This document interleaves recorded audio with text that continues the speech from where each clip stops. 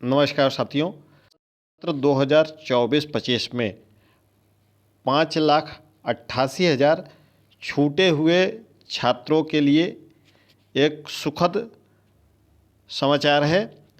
आपके ऑनलाइन आवेदन प्रारंभ हो गए हैं। इस वीडियो में हम रिन्यूअल का फॉर्म कैसे भरेंगे और कॉलेज में क्या क्या जमा करेंगे, पूरा स्टेप बाय स्टेप एक एक चीज़ें आपको बताएंगे। अगर आपका सत्र 2024-25 में किसी भी कारण से, अब आप कमेंट करके पूछिएगा नहीं कि कौन सा कारण, चाहे आपका फंड समाप्त हो गया हो, चाहे रिजल्ट नॉट डिक्लेयर करके रिजेक्ट कर दिया गया हो, या किसी अन्य कारण से ब्लॉक कर दिया गया हो, या कोई भी अन्य कारण रहा हो, ठीक है। उसके लिए आप रिन्यूअल अगर आपने अप्लाई किया था सत्र 2024-25 में, तो आपको सबसे पहले आ जाना है स्कॉलरशिप की वेबसाइट पर, जिसका लिंक ये है scholarship.up.gov.in, ठीक है। टेलीग्राम चैनल का लिंक डिस्क्रिप्शन बॉक्स में है।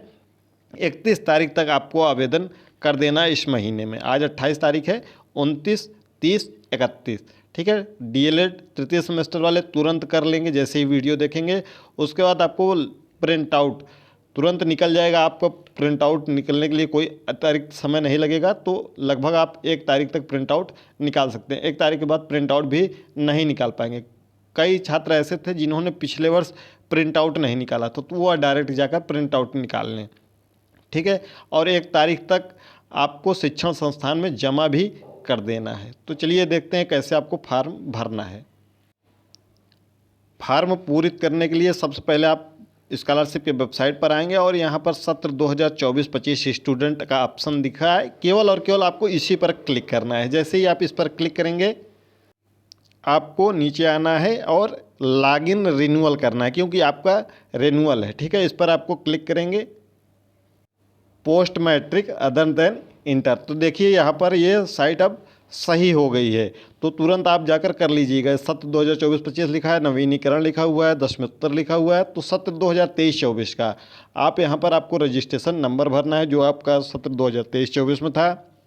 आपका डेट ऑफ बर्थ लिखना है, पहले डेट, मंथ, फिर ईयर, फिर आपको पासवर्ड अपना लिखना है जो आपने पासवर्ड फिलअप किया था, फिर कैप्चा कोड लिखकर सबमिट कर देना। अगर आपने पासवर्ड आपको भूल गए हैं तो फॉरगेट पासवर्ड पोस्ट मैट्रिक पर आपको क्लिक कर देना है, क्लिक हियर पर, ठीक है। क्लिक हियर करेंगे तो यहाँ पर नवीनीकरण, दशमोत्तर, रजिस्ट्रेशन संख्या, date of birth, high school board और ये सब भरेंगे तो आपका कैप्चा कोड, आपका पासवर्ड आ जाएगा। फिर आप पासवर्ड यहाँ पर फिलअप कर लीजिएगा।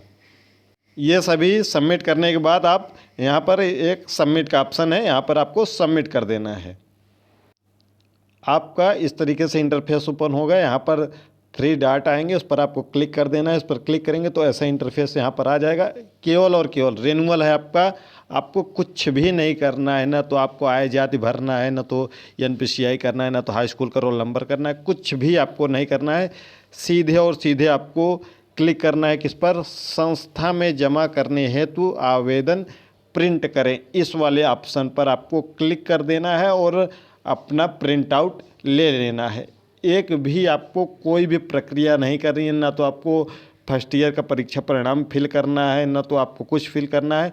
यह सभी आपके महाविद्यालय द्वारा टंकित किया जाएगा, ठीक है।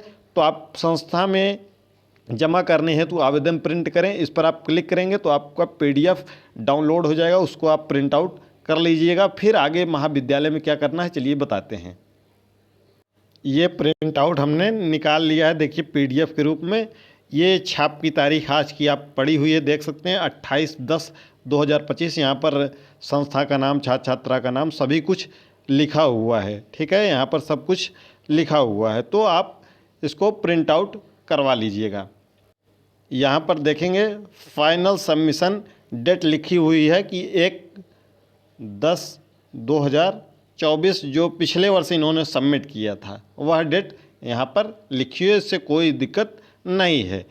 फिर आप यहाँ पर पूरे स्टेटमेंट लिखा हुआ कि आपकी आय कितनी होनी चाहिए आपके माता पिता की, ठीक है। ये पूरा डिटेल लिखा हुआ है कि आपको क्या क्या जमा करना है संस्था में। आपको पिछली कक्षा में उत्तीर्ण कक्षा का प्रमाण पत्र, यानी कि अगर आपने DLED प्रथम सेमेस्टर, द्वितीय सेमेस्टर में थे, तृतीय सेमेस्टर में इस समय है, तो उसका दोनों सेमेस्टर का मार्कशीट, हाई स्कूल अंक पत्र प्रमाण पत्र की छाया प्रति, आवेदक के बैंक खाता के पासबुक की छाया प्रति जिस पर खाता संख्या IFSC कोड अंकित हो। अगर हॉस्टल में रहते हैं तो हॉस्टल का रसीद, ठीक है। 2 कक्षाओं के बीच गैप हो तो उसका स्वप्रमाणित शपथ पत्र, सब संस्था में जमा की गई शुल्क के प्रमाण स्वरूप रसीद, ठीक है। जो भी आपने फीस जमा किया है उसका शुल्क रसीद आपको जमा करना है। साथ ही साथ आपको जाति प्रमाण पत्र आपको जमा करना होगा, ठीक है। जाति प्रमाण पत्र आप अपना, और आप आय प्रमाण पत्र, आय प्रमाण पत्र आपके पिता का होगा, आपके पिता के नाम पर, जिसमें आपके दादा का नाम लिखा होगा। अगर आपके पिताजी नहीं हैं तो आप माता जी के नाम पर बनवाइए। अगर माता और पिता दोनों नहीं हैं तो आप किसी अभिभावक के नाम पर आय प्रमाण पत्र बनवाएंगे, उसको लगाएंगे। अगर आपका रिन्यूअल है तो भी आप आय प्रमाण पत्र हार्ड कॉपी के रूप में, क्योंकि इसमें कहीं आय प्रमाण पत्र आपका संशोधन नहीं करना है, संशोधन कहीं नहीं होता है, तो आप इसमें कुछ नहीं कर सकते रिन्यूअल में, ठीक है। तो ये सब डॉक्यूमेंट्स आपको ले जाकर अपने महाविद्यालय में जमा कर देना है, और यहाँ पर आपको मुहर साइन के साथ साथ सब कुछ दे दिया जाएगा। आपको फाड़ कर इतना आप अपना रख सकते हैं। और आप इसके बाद क्या प्रक्रिया करनी है, चलिए उसको जान लेते हैं।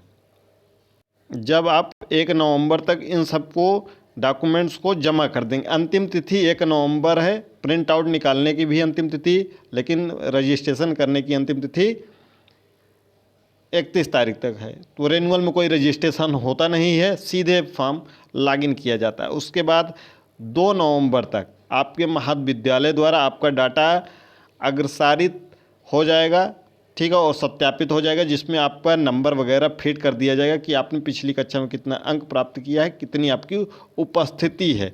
फिर उसके बाद विश्वविद्यालय या एथलेटिक एजेंसी द्वारा अपात्र छात्रों को ब्लॉक किया जाएगा, जो कि 6 नवंबर तक होगा। फिर NIC से स्क्रूटनी होगी 7 को।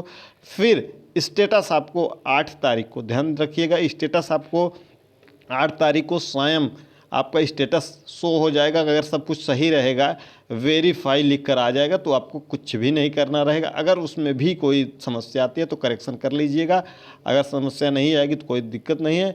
फिर आपकी जो स्कॉलरशिप है वह 28 नवंबर को आपके अकाउंट में आ जाएगी। आप अपना अकाउंट NPCI वगैरह करा लीजिएगा, ताकि आपकी छात्रवृत्ति आपके खाते में सही से आ जाए, कोई समस्या ना हो।